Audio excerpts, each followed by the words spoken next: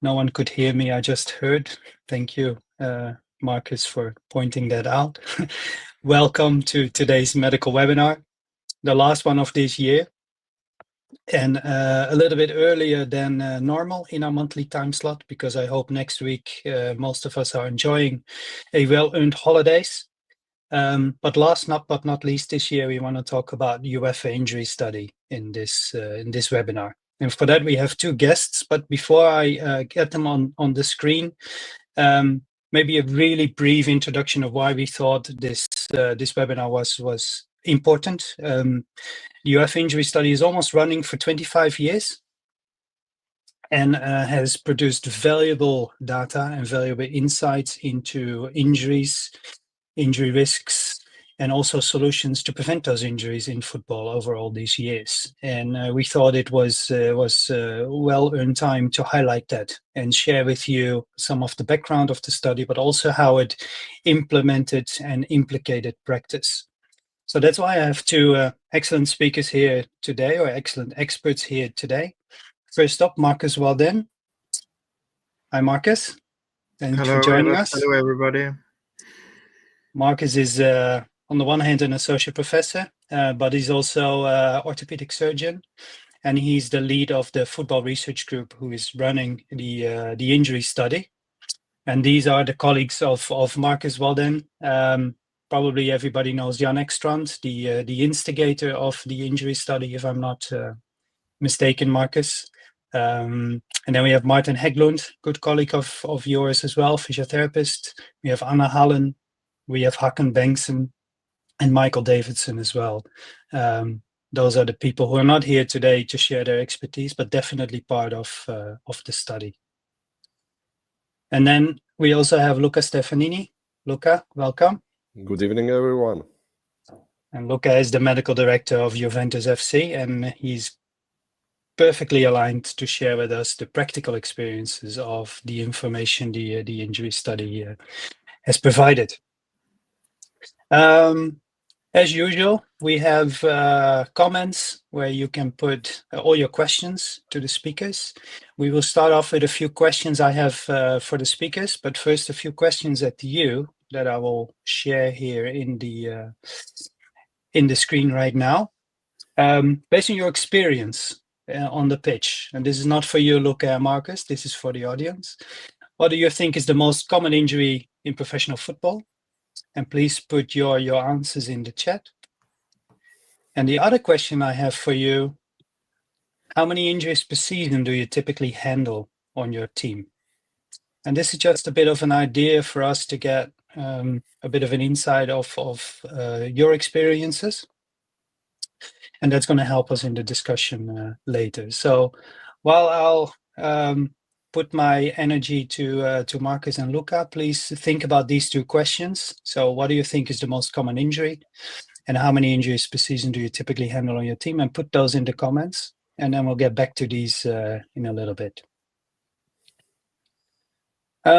Markus, may I go to you first in our talk? Almost 25 years of the injury study. We weren't there 25 years ago at the study, but maybe you can take us back a little bit to as far as we can remember. What instigated the study and what were the initial steps? Yeah, thank you, Evert. So this will be a little bit of a history lesson here. We can go back some 30 years back in time, actually, because then the European Cup was rebranded to the Champions League in 1992-93. And the man behind this was the former president at UEFA at that time, Lennart Johansson. And in 97-98, the Champions League was open for multiple entries from each country for the first time. So at that time, it was really the tournament for the best teams in Europe. Previously, it had been for the league winners, but many prominent teams had been outside the Champions League. So 97-98, there were 16 teams playing in 4 groups with 4 teams, and then there was a quarterfinal knockout stage and so on. But this was just the first step in a rocket here, because the following season the Champions League was increased to 24 teams, and the season following that it was increased to 32 teams, but they also introduced a second group stage. So in 1999-2000 it was first 32 teams participating in 8 groups of 4, and then when this first group stage was finished, it was a second group stage with 16 teams playing in 4 groups with 4 teams, and then there was also introduced a round of 16. So somewhere in the middle of this process, Lennart Johansson simply asked the medical committee of UEFA, if we increase the number of matches in the Champions League, will the injury risk automatically increase? And the medical committee, especially Jan Ekstrand, who was the vice chairman at that time and was the spokesperson, he said, we don't know, and no one else knows either, because there is no research. And then Lennart said, okay, I'll give you some money, carry out the study. So the Champions League study, as it was called at that time, was launched in 2001. And then it was, of course, repeated also on the women's side with an interval. But since 17-18, we also run a similar study on the women's side. It's a good history lesson for the Monday evening, Marcus. You'll be hard to beat in a pub quiz on UEFA history, it seems. I had to repeat a little bit before this. There, you're forgiven. Can you maybe on a rudimentary level explain a little bit how the study is structured and how data is collected? Yeah, at that time there were a couple of studies out there, different levels, but there were so large variations in the methodology. So Jan put a lot of effort in creating a proper study design. Of course, it was a prospective cohort study that you start collecting data after players and teams have been included. We choose to study time loss injuries. There were a lot of different injury definitions at that time, but this is proper at this level, the highest level, because then this equals sick leave. You're out of play. And previously there have been roughly rough estimations of the player exposure, or you just based them on team attendance and so on. But at this point, we introduced the individual exposure registration in minutes for each single training session and match. So we really got the true exposure to calculate the injury incidence correctly. And if I'm not mistaken, the methodology has not changed tremendously over the past 25 years. Is that a sign of the robustness of the quality of the study? Yeah, of course, it has been developed, but we have been very careful in not removing things. We should always be able to compare to historical data, but of course we have built in more details year by year, and we have done this, I think, almost always in collaboration with the participating clubs. Because that's an important motivation for them, that they can come up with ideas and contribute to the study development. Yeah, that's good. You mentioned that. So it's a cooperative effort. It's not a top-down effort where based on research we're going to tell clubs what needs to be done, but it's a collaborative effort with the clubs. Yes, is that correctly summarized? We know it's a big workload for them sending us data, so it's always about give and take and win and so on. So that's a good point. Yes. Okay. What are some of the improvements that have been implemented? I know there are specific injury cards. Can you say a little bit about that, Markus? Yeah, we have the general injury card, of course, that collects data, but then we have, of course, introduced some sub-study specific injury cards over time. We have studied ACL injuries from inception. We have studied hamstring injuries. At one time, we studied metatarsal fractures. We have studied, for example, MCL injuries of the knee and so on. And basically, because of the interest among many clubs, we would like to see data on this particular injury and so on. The good thing And with this study is that we can get data on unusual injuries like ACL injuries, like metatarsal fractures, because I know Luca has been sitting on the bench for Juventus in 10 years, and maybe he has seen 5 or 6 ACL in his squad during that time, but during a same 10-year period in the study, we get more than 100 ACLs. So you really get a proper sample quite fast with this collaboration and study. yes, yeah, I see a lot of answers to what are the most common injuries, and of course, hamstring injuries and knee injuries are being mentioned there. But in order to do good research, you need higher numbers than what you see in a single team. Is that one of the main strengths of the study, to really make that punch in terms of numbers in the end, to actually make good recommendations for the field? Absolutely. That's the key. Okay. And if you look back over those 20, 25 years, a lot of publications have been done, a lot of interesting outcomes. What were for you the most surprising or unexpected outcomes, or the most strong outcomes, maybe? Sorry, The most strong, most important outcomes Yeah. out of the study. Of course, the most significant finding is the increase of muscle injuries over the years, especially on the men's side. And hamstring injuries constituted 12% of all injuries and 10% of the burden at study inception. And that has doubled now. So it's 24% hamstring injuries and 20% burden. And we know that all muscle injuries, they constitute more than half of all injuries at this time point. So that's the most significant finding, but maybe not very unexpected or surprising, because we know that the intensity of play and the velocity, etc., has increased over this time period as well. Yes.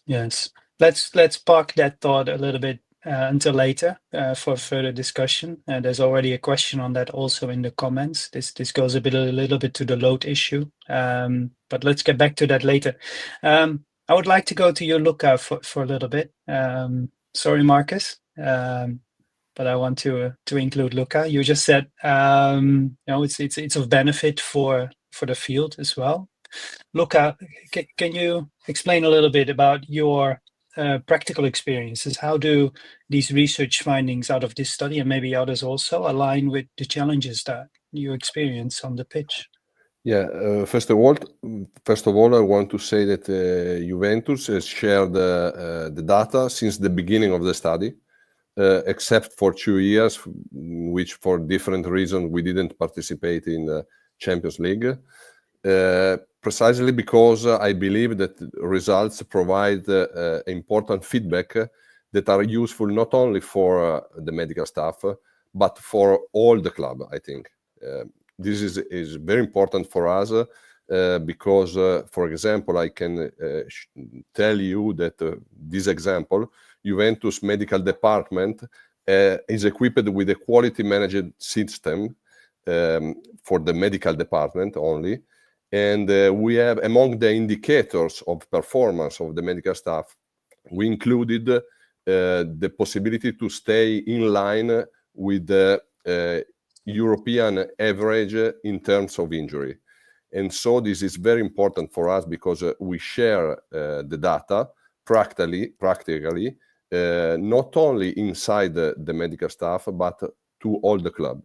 In a post-season meeting, I speak with Jan Ekstrand and also with Markus, and I show them a comment of our president about the summary that I have prepared for telling them about, to inform them about the result of the study. And it was so surprising because it was a sort of important findings that he knows that also the president of Juventus look at this data. And this, I think, that is the most practical thing that we can achieve with managing this data. Does this help you to communicate the challenges you face with your department to the management of the club easier? Yeah, sure. I think that the communication is the key role, very important key for prevention of injury. Every day we make a meeting with all the component of the medical staff, with the coach, with the physical performance staff, and we shared information about the players, about not only about injury, but about also the mood of the player. And I think that in this way is the best thing to do prevention, because only speaking each other you can share more information. I think is the goal. Yeah. Maybe this is, you answered part of my next question in this one, and you even prepared a slide for this, Luca. Yeah. I'll show the slide here first, and then I ask you the question. This is the slide you prepared for us, and the question that went with this one is if you could share a specific example where injury prevention strategies were improved by data, like the injury study. Yes. So guide us through this, please. Yes, answer this question is very complex because injury prevention cannot be separated from a good compliance by both the technical staff and also the player themselves. So what we do, thanks to the study, the medical staff provides an overview of the injury affecting the team, and it is also the medical doctor responsible for explain which prevention tools are most effective in reducing injury, as validated by research, obviously. When there is compliance for all the parts involved, the chance of success are very high. In some cases, it's not like this.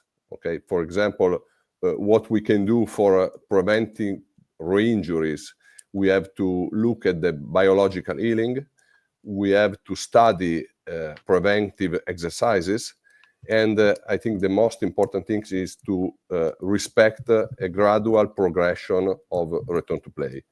In this way, you can reduce the risk.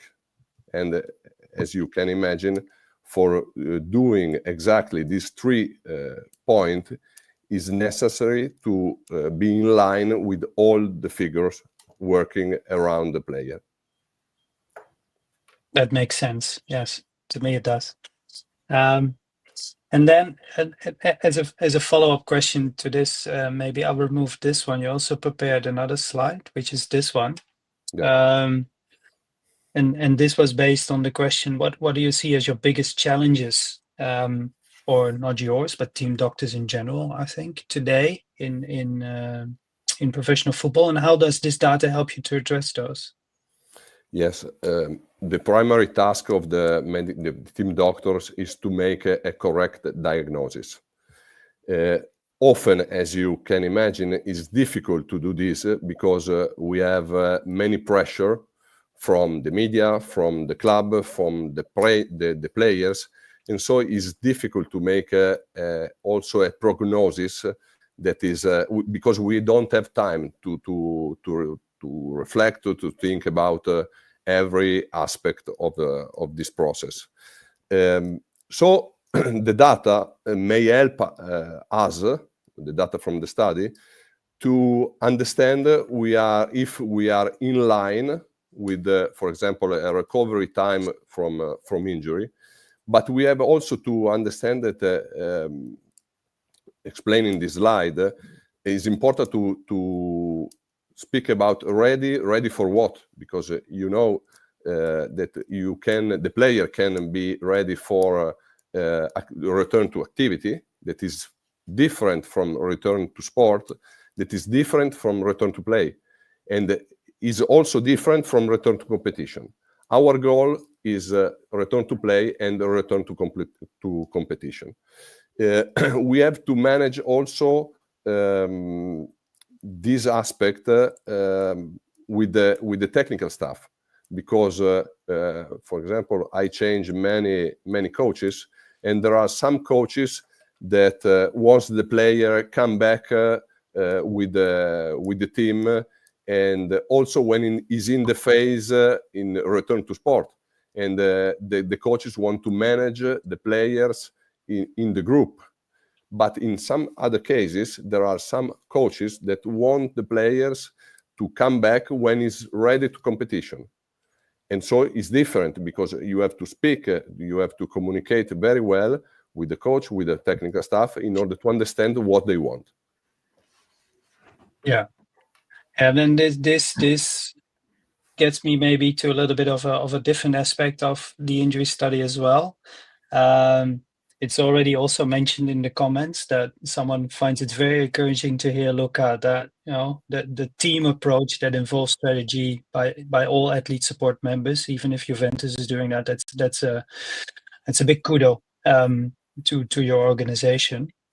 One really important stream within the injury study, Markus, maybe back to you quickly, is also the little side studies that are being done, mostly instigated. I remember talking with Jan Ekstrand about this previously, about communication challenges, management challenges, and how they relate to injuries. These are really important little sub-studies you can do with this data. Can you get us a little bit through that, Markus, how that process goes? Yeah, traditionally we have studied how many muscle injuries there are and how many knee sprains and so on. But Luca mentioned the post-season meetings which were introduced, I think, 2010 or 2011, and this created some sort of search of excellence strategy where clubs can learn from each other, and where Jan asked the question, what do you think are the most important factors? And then the clubs listed what they think is the most important factor in injury prevention, and communication was on the top of that list. So Jan has been in charge of a few sub-studies having communication as the endpoint, and I know that all clubs value this very much. And as Luca mentioned, most clubs now have daily meetings between the medical team and at least the performance team, sometimes also the head coach and so on. So they really devote a lot of time and efforts to communication, because they actually put that on the top of the list as the key for injury prevention. And I think that this is just me speaking a little bit off the record. Maybe I think this is one of the big wins out of the injury study as well. It's not just an ankle or a knee or a hamstring where you put some exercises on and you solve the problem. It's a complex problem in a complex environment, and I think these studies within the injury study have highlighted that well. And Luca, has that helped you to communicate? Has that helped you to strengthen your position within the club, to use that data? Yes, sure. Can you give some examples of that? Yes. As you can imagine, in the recent years, also the staff working behind the scene at the top club has grown significantly. So it's more difficult than some years ago to align all the people, because the communication is a key role. But if you communicate in 3 persons, it's different than communicating in 15 persons. Okay, so the daily meeting is crucial for this, and I think that is the best thing to start the daily activity. In our experience, normally we do a meeting post-training, okay, and then a more longer in time meeting, and then the day after, before the training, we have just 10 minutes of sharing information. But I think that in this way you can program the rehabilitation, you can program also the daily treatment that we don't have we have to know that are crucial also for prevention, the daily treatment. Yeah. And how do you balance, that's another question. Maybe go back a little history lesson back. I usually, when I teach on injuries and injury prevention, also in football, I found this one really interesting descriptive study out of 1974 of a professional team in the United States. It's called California Sunshine. It was one of the first descriptive studies I could find in the literature. But they only had 15 players on the roster, and they only played about 24, 25 games a season. That's completely different from what we face today. So this definitely has evolved. So this maybe is a bit of a long introduction then to my next question, Luca. How do you balance that? Because there's all these diverging, responsibilities of prevention, performance, treatment, recovery. Yeah. That's a difficult task. Yeah, Does the data help you in that? Yes, it's very difficult. We have so many information because we have information from the medical staff, for example, radiologic images, ultrasound, and so on, clinical tests, and so on. We have information from performance staff. We have GPS data. We have functional tests, and so on. We have many information from, for example, the nutritionist, because they check every time after the match the players in order to evaluate his hydration or other status from many other parameters, considering many other parameters. We have also information from the psychologist. And so our role is to keep all the information together and to make a sort of summary of all this information and to send to the coach, to the technical staff, all this information in the best simple way. Because sometimes we make the mistake of telling to the coaches all the information, but we have to simplify this information and to tell and to speak with him in order to simplify his work, in order to help his work. Mm-hmm. Yeah. We are a sort of a filter of information. Yeah. No, I understand that, but it also needs a little bit of education to the other side, because you can't filter everything out. Sometimes you just need to explain, and the data provided through injury study and other projects may be able to help you in that, isn't it? Yeah. Louis Till from Paris Saint-Germain kind of agreed with you, or fully agreed with you, Luca, that communication and daily meetings are crucial, and that probably this data can be of high value in that.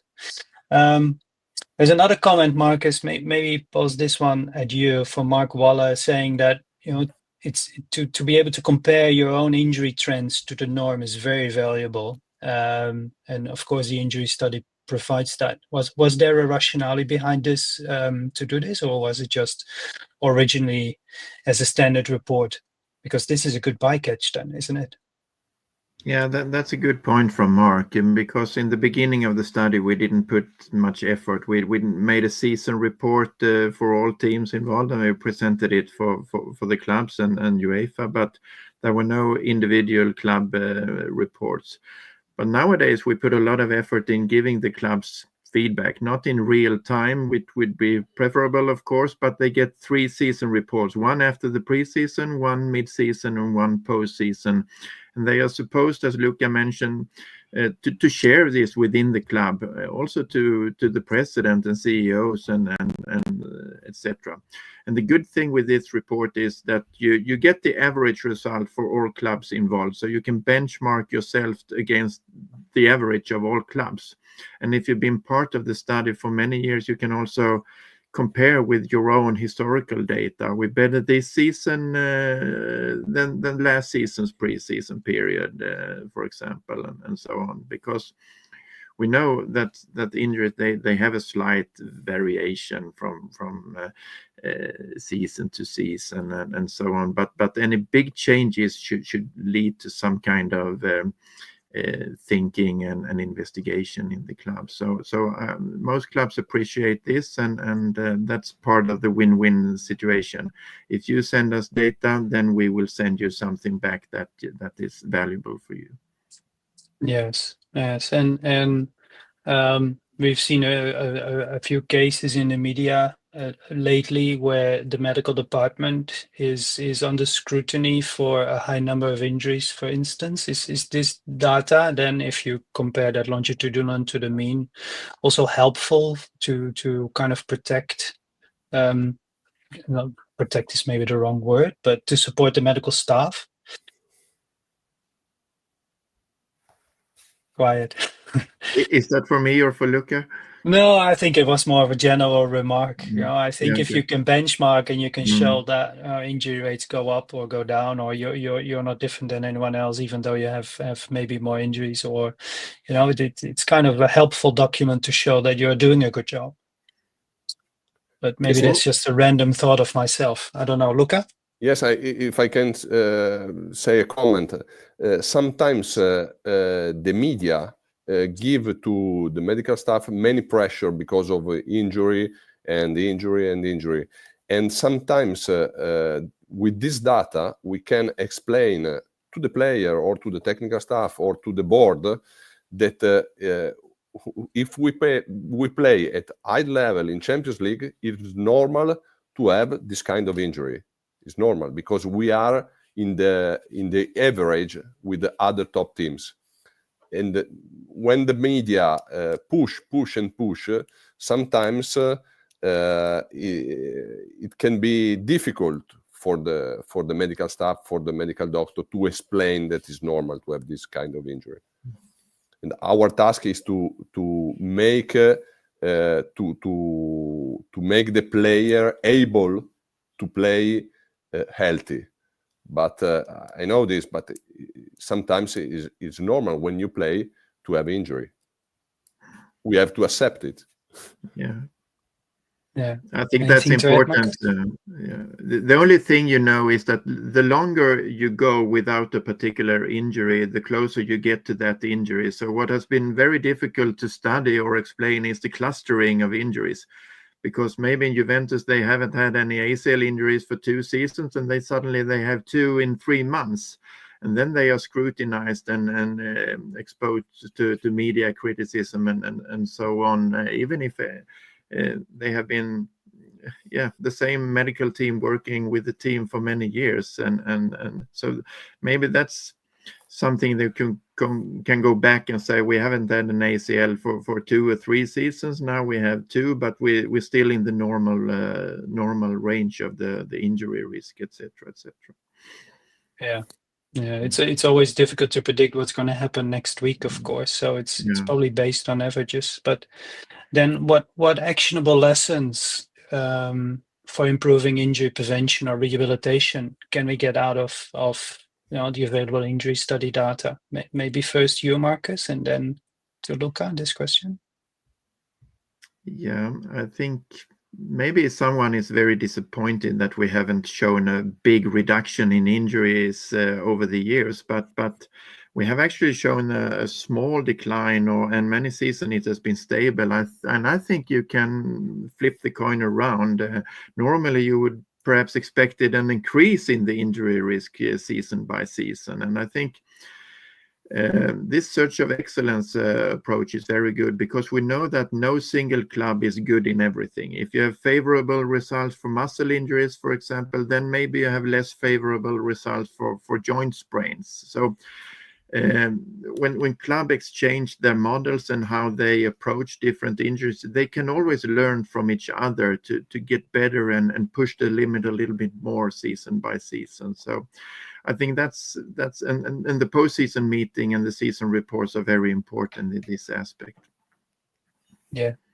And Luca, Yes, yes, I think that the best actionable lesson is that shortcuts are not admitted. So what I think is necessary to do a careful risk analysis, and after you do a risk analysis for each players, or for each injury, you have to share this analysis with the player, with the technical staff, and then we can decide together if the risk is acceptable or not. It depends also in the phase of the season. Maybe, for example, for a final, a high risk may be acceptable, and instead in the start of the season is not acceptable. But as we say before, also in this case, communication and share information about the risk is crucial. And have these study injuries outcomes influenced your day-to-day work in terms of prevention or rehabilitation, Luca? Yes, sure, because we have we can we normally we do a rehabilitation program, and we can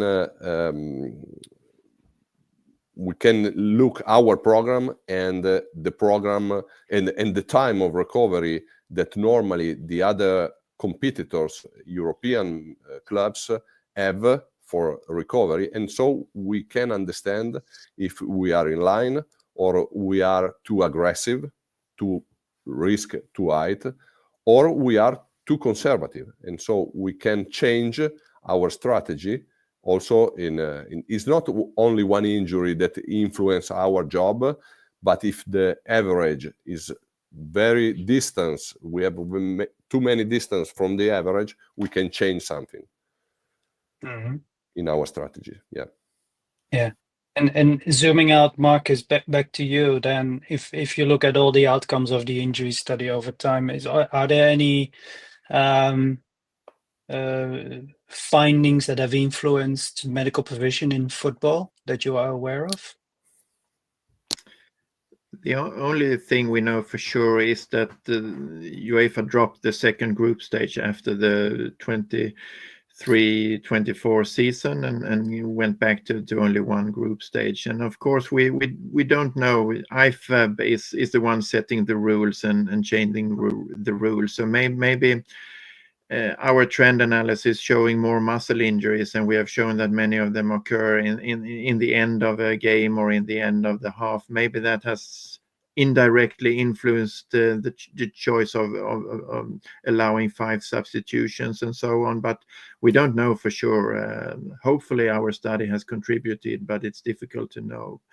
There haven't been many rule changes over the study period in football, not from a medical point of view, at least. Yeah, it might be good to add here, Markus, what you always tell me. The study was not designed for that, so it's helpful, but it's not the main reason changes are made. Yeah, it's true. Luca, there's a question for you from the audience. So with the massive amount of data that is being collected, how do you decide what is important and what isn't? Because Yes, normally we analyze all the data, but we have an history. So we know that, for example, some parameters on GPS are more useful for prevention than for performance. So in our experience, we look when we are thinking about prevention only to some parameters, and when we speak about performance, we look to some other parameters. What you asked me before is important, to balance the need of the performance staff and the need to protect the health of the player. And so when we think about prevention, we have some criteria that we have to respect. And when we speak about performance, the same criteria are thinking in different way. Got it. I hope that answered the question. If not, Mark, then you can post another comment and have a follow-up question. So maybe looking a little bit in the future, Markus, based on the findings we have right now and based what you foresee in football, what areas do you think need further research or further improvement or insight from the injury study? Of course, we have been very focused on injuries, but in the future we need to expand also looking at other health problems. We have the mental health that is understudied in football, and maybe illnesses, not only COVID, other illnesses as well. We have the female athlete health issues that needs to be studied. and not every ACL can be explained by the menstrual cycle, but we need to dig deeper into that area and so on. And then we have the GPS data, and that's quite interesting. You mentioned this, Luca. When the study started, there were no GPS data. They were introduced maybe 5, 6, 7, or 8 years into the study during training, but it's only for the last 10-year period we have matched GPS data. And of course, we haven't done anything with this. It's big data. In the future, we need to do something to link the GPS data or performance data to the injury landscape. You just said big data, Markus. Does that imply there might also be room for other ways of looking at the data through, for instance, artificial intelligence or machine learning techniques? Is that something on your radar? That's definitely not my expertise field, but we can't we can't how do you say avoid it. This will be the future. If we want or not want, we can't avoid it. Yeah, not my expertise either. That's why I asked you. Yeah, no. Sorry for that. But you know, Eva, the way we started, it was a paper and pen data collection, and the clubs sent us all monthly reports and injury costs by telefax. That's very difficult to understand nowadays. Yeah, imagine that. Yeah. Luca, a question for you on future directions. You know, what I just asked artificial intelligence, but what are other innovations in medical technology or practice linked to this topic could help you in your injury management? Yes, you mentioned before the artificial intelligence is undoubtedly a tool we are already engaging daily. Okay, in terms of for example, radiologic imaging acquisition. For example, in our clinic, we have a software that let us to get the images more quicker and in a clean way, and so we can do I think a very high level images, radiologic images. This is due to artificial intelligence, for example, and also about machine learning in order to put all the data in order also to answer to the previous question. In the future, I think that you can put all the information in a sort of artificial intelligence that can give us a sort of risk of injury, of situation. I think that will be in the future, but maybe the future is for month, not year. Okay, and in this case, another thing that I think is very important is I believe that a specific classification for individual muscle is an assist to Markus could serve as a valuable tool to refine prognosis and consequently to improve rehabilitation protocol. We know that a muscle injury is different from another muscle injuries involving different muscle, and also inside the same muscle is interested that the aponeurosis or the middle of the muscle is very different. And so I think that it may be something to think about in the future also, a specific classification. Thank you, Luca. Maybe a good introduction to another question to Markus then, because this is a good suggestion to you, Markus, but how can team doctors help you or contribute to ongoing or the future of studies like this one?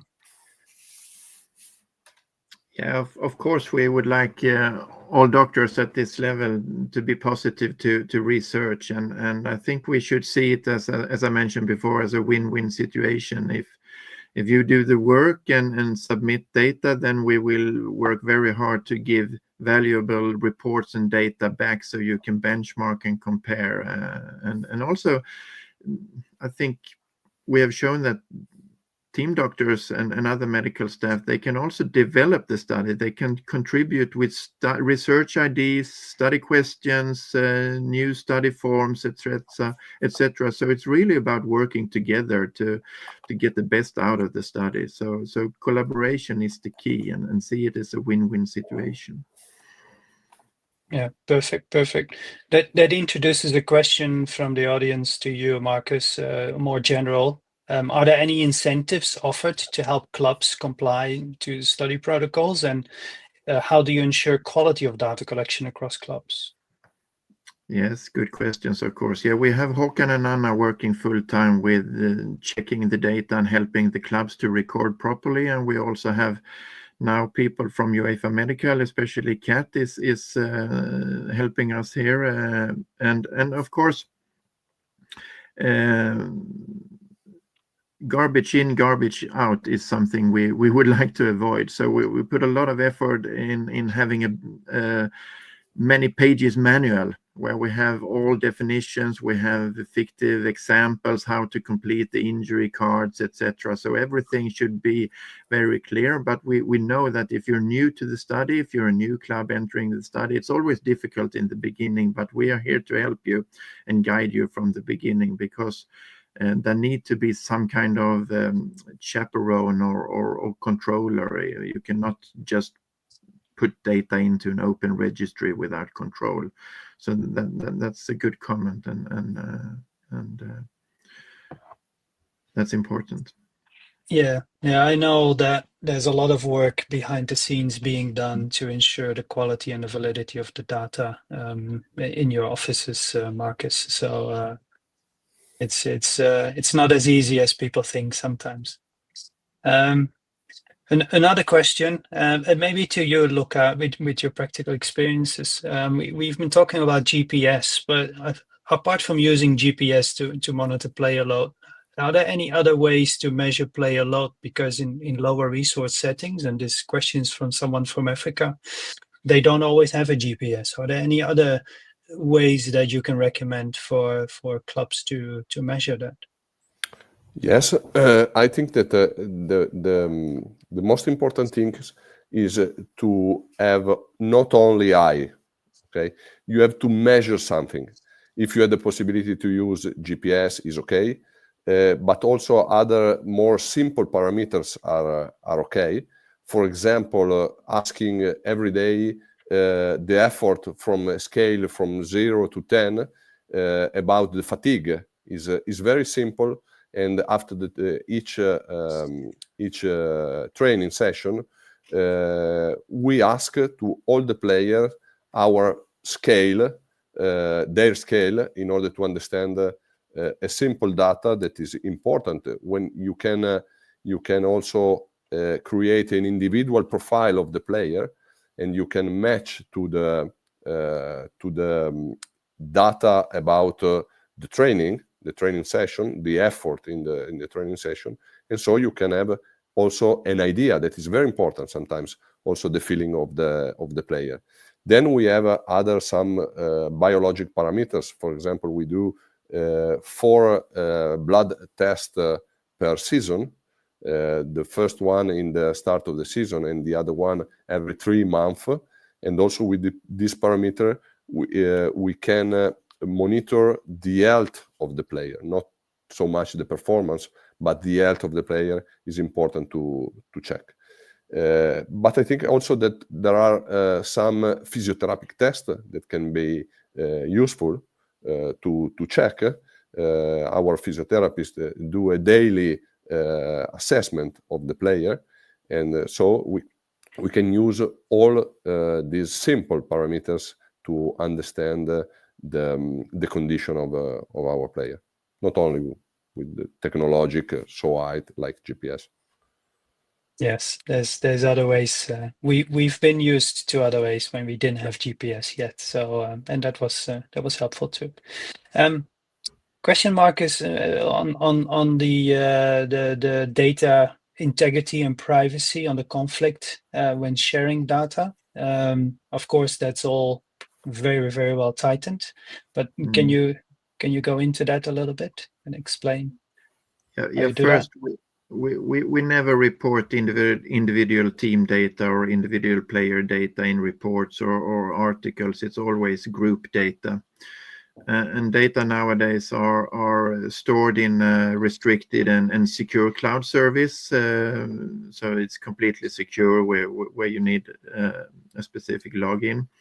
And we also code players before doing analysis and so on. So I think all clubs can really trust the confidentiality from us. We would never reveal any club's data without the consent or the willing of that particular club as well. So that's very important to be trustworthy. Yeah. So this means that if you want to implement your own injury monitoring system, that this is of utmost importance, because this is sensitive data we're dealing with. Yeah, because if we break that rule once, Luca will never be coming back to us again. So I think that's really important. Exactly.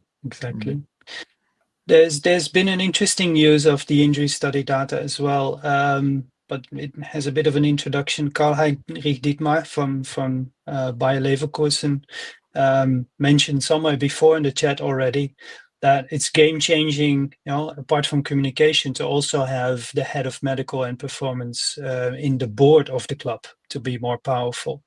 And in that way, he says right now that it really improved what they can do with the injury study. Is Luca, I think Juventus is a little bit differently organized, but can you relate to what Karl-Heinrich is saying here? I understand very well what Karl writes, and I agree with him. I'm not in the board. I'm the coordinator of all the medical staff of Juventus, but I speak every day with the CEO and with the president and with the sport director. And so also in this case, the communication with the board is very important. I think that it's not possible for everyone of our colleague to be in the board. But I think that I'm sure that if you share information, if you share data, if you share the medical knowledge, may be more simple also for the board to take the right decision.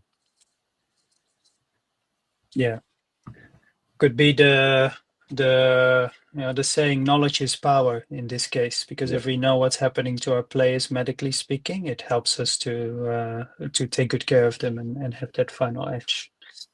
Okay. We're nearing the end of our hour. And before I put you both on the spot for a final take-home message for the audience, here's maybe a last call to the audience. If there's any pertinent questions to the injury study. I must say I do see the questions on player load and games per season. I think that's a different topic, so that's why we haven't touched upon this now, and we can't do that in between. I think that requires 1 or 2 webinars on itself in a future session. So we've seen them and I've noted them. Don't worry about that. There's one final question here from Rob Mann. Have you been able to evaluate injury trends between clubs from different countries and leagues? If so, how do different annual fixture demands impact the injury data that you see? I think that last bit is a bit difficult to question, but are there any differences in injury trends between clubs for different countries, Markus?